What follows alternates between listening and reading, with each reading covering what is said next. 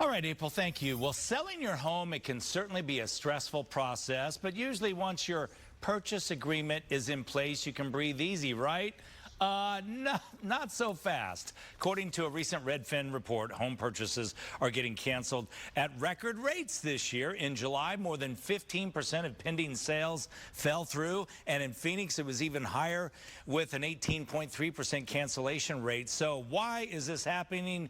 Valley Realtor Trevor Halpern is in studio to explain what to do, so maybe this doesn't happen to you. I always say you don't feel good until you're signing on that dotted line. You said, no, not until the check clears, which you're right. You're right. That's right. So there's a lot of reasons this is happening. Talk about some of them. Is it people, do they get fickle in the end, or do they find a better deal somewhere? Well, buyers are very fickle right now. Buyers are looking for excuses to, one, not buy, and then once they're under contract, they're looking for excuses to cancel.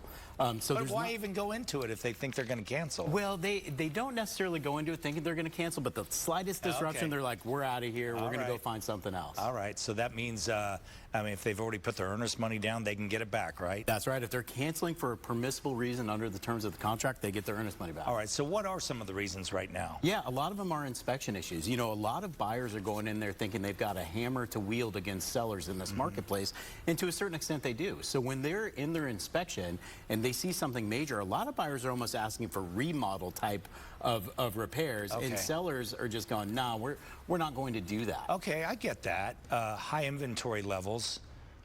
Is that a reason? Yeah, so what we have is an imbalance of supply and demand. Okay. So we have high inventory, we have relatively tepid demand, and so when you get that imbalance, buyers are like, well, if this one doesn't work, we'll just go down the road and we'll buy the next one that pops up. And then the purchase agreement's always based on the fact that you can get a mortgage, get financing. Exactly. If you are a financed buyer, if you're getting a mortgage, and for some reason, through diligent effort, you are unable to secure that mortgage, you can cancel as a buyer and get your earnest money back. Does it happen much because people find a better deal?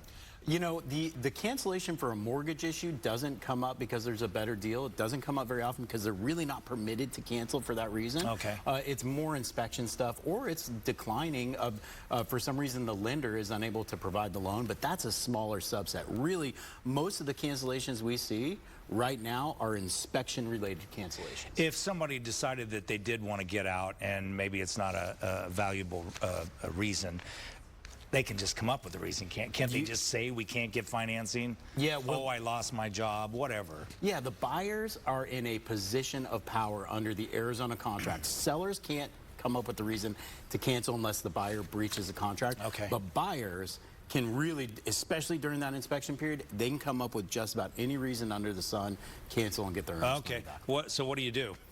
One if you're a seller. Yeah, if you're a seller, you know, you just kind of ride the wave, in front of the other. That's right. Yeah. You know, what you do is you hope to position yourself in the market as a seller, so that you are able to handpick the best buyers really early in your listing period. Yeah, that is true. Your agent has to have a plan. Like, what are we talking about? Yeah.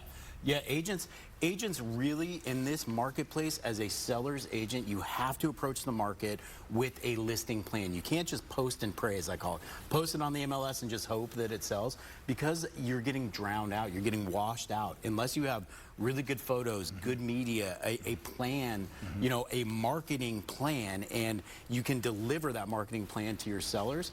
You as a seller, if you're not getting a marketing plan and a communication plan from your agent, you may want to look around somewhere. I would imagine, just a few seconds left here, if you're a seller and you know what's wrong with your house and it comes up during inspection period, you're going to have to be a little flexible in offering to fix it if that's what they want. You want to make the deal go through. That's right. Oftentimes as a seller, you've been sitting on this house, you know the defects. Yeah. You didn't pay to get them fixed while you live there, and when you're selling, someone asked to fix it. Pay the piper, get your check, and move on. All right. Well, hopefully interest rates are going to start coming down like they're talking about, and we'll see where this market goes. It's always interesting. Yep. Thank you. Thanks, Scott. Always good talking to you.